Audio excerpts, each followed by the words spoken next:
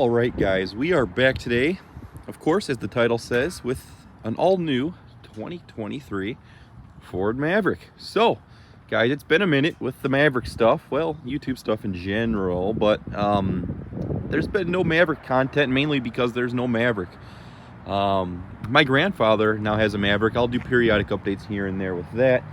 But as far as mine go, we did pick this one up the other day and ordered it back when you could order these for about, I think, that 1 week. The order banks were open. So I ordered this, and I ordered it with bare bones, hoping to get it sooner. Well, that worked very well. So what you have here is a base model Ford Maverick, and this one is the 2-liter EcoBoost front-wheel drive. So there was pretty much no constraints on the EcoBoost engine. The hybrid is kind of the harder one to get these days, and honestly, I think the EcoBoost is just the more fun, better option. But everybody has their own opinion. But like I said, this one is the 2-liter EcoBoost front-wheel drive. Only options I added to this one, you are looking at them. So what we have is the trailer hitch, the sliding window, and the hot pepper red. That's about $700 roughly in options. The paint is the big one, and understandably so. In a world where pretty much every color Ford makes is just gray and silver, of course they're going to charge you for a color that's kind of exciting to look at. If you ask me, I think hot pepper red is actually a really nice color, and that is exactly what this is. It's hot pepper red. I believe it's a tint coat metallic. I thought I'd just change it up a little bit. Of course, you don't see a whole lot of these around because you have to pay extra for the color. So like I said, guys, we do have a nice bright red Maverick, and it's just enough different to be different, and it's not exactly loud. It's not a loud color. It's not in your face different, but it's just enough to be, well, different. So like I said, guys, this is the XLT. Base model XLT, no luxury package, none of that good stuff. Again, just something else that would have probably just prolonged the build date. So with the XLT, you do get the nice XLT grille with the silver, we call them gray wheels, gray painted wheels. And for 23, they actually had quite a few new options and things here and there.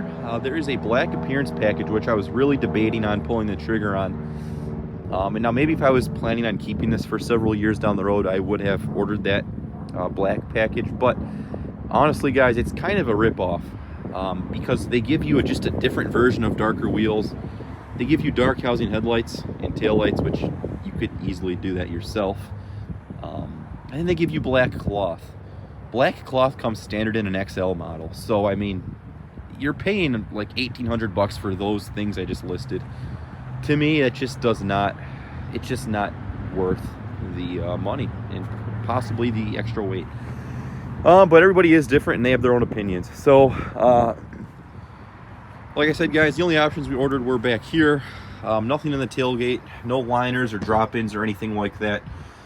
But here it is. Just another thing that is actually holding these things up from Ford is the spray and bed liners. They're the material. I don't know what the holdup is on that. There's just pretty much every option you can want for this thing. It's being held up, and I think currently at the time of this video they have Maverick production halted just because they don't have the parts to build anything. Now that was an article I saw. I don't know how real that article is, but in that case, if you have a Maverick, be lucky you have one, guys. So here's the bed. You have some tie downs and all that. Of course, the it's not damped or anything, but you can add the strut there. So this is not a heavy tailgate at all, guys. I mean, it's super light. I would almost consider this to be aluminum, but I can't confirm that. We have a backup camera down here as well. Trailer hitch does have the 4-pin connector. There's a 2006 Dodge Charger flying down the road with all of his 210 horsepower of Fury. But guys, over here, the window is manual sliding. That's just nice. It's just a nice option for versatility. 2x4s, PVC pipe, you name it. If you need something long, because chances are this 4-foot bed just isn't gonna serve you a great deal of purpose on occasion. So that just really, that $100 option, it just maximizes the potential with this thing. And honestly, that should have been a standard feature for really what it is. No FX4 package, so we don't have the cool tow hooks or nothing like that. But again, it's a good, sleek little utensil here. That's really all I can say. It's just a great little appliance, and people have made these things super cool. I mean, there's just the world is your oyster when it comes to customizing this thing. But let's go into the interior. We'll check it out. So the interior, it's pretty much the same and unchanged from the 22. So this is just going to be a 23 updated video for the Maverick. So looking at it, you have your really nice looking navy pier interior. This does come on your XLT, and I think they did a great job on this.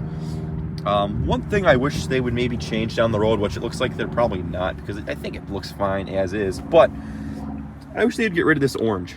This orange stitching, it's just kind of childlike, if you will, but it's a Ford Maverick, so you know, you are only going to go so far. So I just think they probably could have picked a different color to offset that. But hey, navy pier and the orange does set off this hot pepper well, so the transition to the interior is actually quite nice. I know some of the colors, they don't really go with this interior. So it is a full manual seat as well. Step on in. It's a little cold today, so we'll give it a start up. We do only have 43 miles on it, so I'm gonna start it up, get some heat cranked up in here. It is 28 degrees with a nice wind chill, so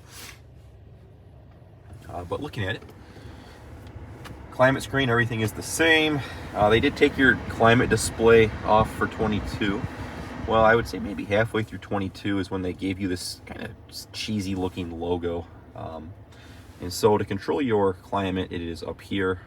It's not the greatest deal out there, but I do know a lot of people would prefer to see it right here. It's just one more step you have to do while driving.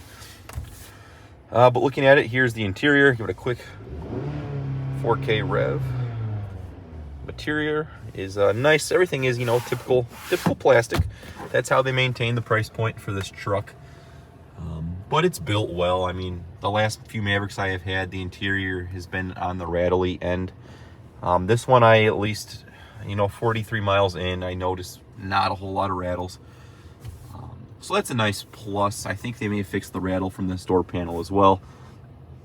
I do know when you have the volume kind of high, this part of the vehicle likes to rattle, but you can only fault it so much for being what it is. I mean, it's a cheap truck. I'll keep saying it too. Climate control, you have automatic climate controls down here. I don't know if you can see. You have 3-stage automatic, which is really nice. It's quite nice that they're putting auto climate as standard these days. Down here we do have the 8-speed, of course. Auto hold, that is standard. Start stop technology.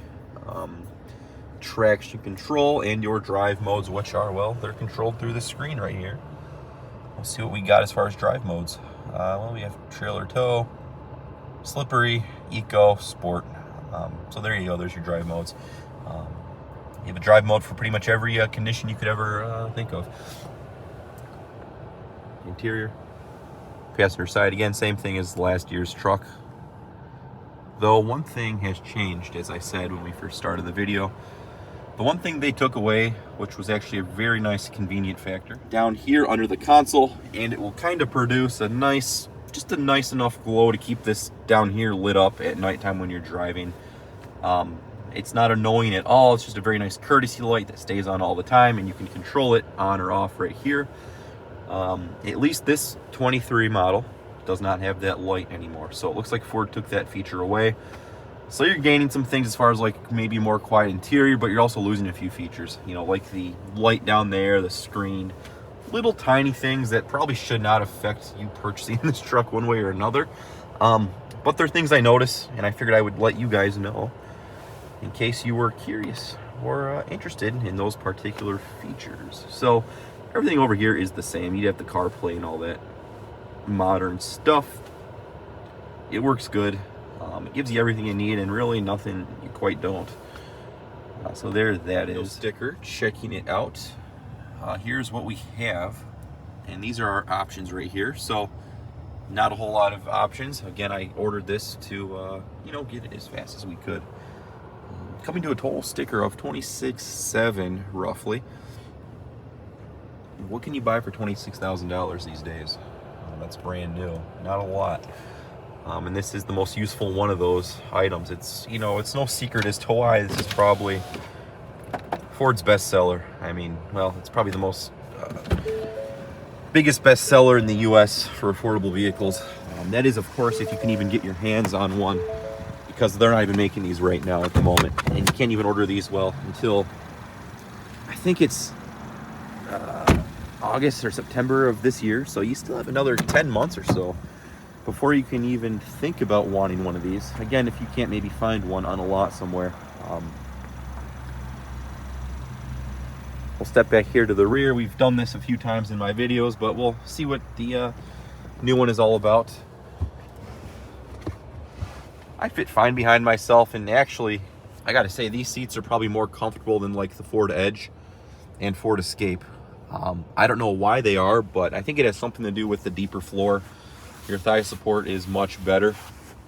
And these seats almost have like a slight bolster that kind of holds you in a little bit better. You feel more of a hug when you sit in these seats in a good way. Coming down here, we do have the 12 volt. We have a 12 volt outlet as well. You have a map pocket and an armrest. I mean, what else could you ask for in a back seat? This is the manual slider. Easy as that. In and out. So yeah, quite nice. There's some LED accenting throughout. I want to say this is I'll shut the door here. So there's that on and off. Then you do have 3 damped handles throughout here as well. And one thing in Ford's kind of past, on their cheaper vehicles, they would always kind of skip out on the headliner and give you a very cheap material. That's not the case for this. It's actually a very nice headliner as well. So Ford's kind of making it where it counts. I mean, they're giving you the nice materials, but they're also kind of, you know, cheapening it up where they need to be to get you that under $30,000 price. So let's step outside, do a quick walk around. We already popped the hood on it. And it is a little dusty right now, so it's kind of hard to see that metallic right now, but there's that hot pepper red metallic color. And it's one of those colors that you're not going to see every single scratch in, like maybe that Alto blue. Now that would just drive my OCD crazy. But you would never be able to put it through a car wash without seeing some type of scratches. But, you know, if you look hard enough, you will find problems somewhere. Passenger side. Then we do have carpeted floor mats.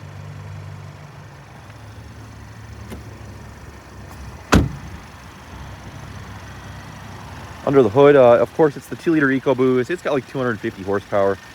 It is more than enough power for something like this. Especially if you're coming from a cheap car, like maybe something like a 97 Ford Ranger per se. I've seen actually a fair amount of people come from those to these. This will drag a Ranger up and down the street, day and night. So you will not have to worry about power, honestly, and even in the hybrid as well. But under the hood, guys, there it is. It's taken away that direct injection. No engine covers or nothing pretty like that. No hood liners or anything like that as well. Honestly, Crimea River, it's closed 100% of the time. So, guys, this is the 23 Ford Maverick. I will probably have a test drive of this. Of course, stay tuned down the road for other videos as such. But if you have any recommendations or video requests, you know, let me know. Drop them down below, of course. I do have a Maverick right now, so I would like to make some videos for you guys. But again, this is it. Hope you guys enjoyed one way or another. This is what we got, guys. So, as usual, guys, thank you for watching, and we will, of course, talk to you all later.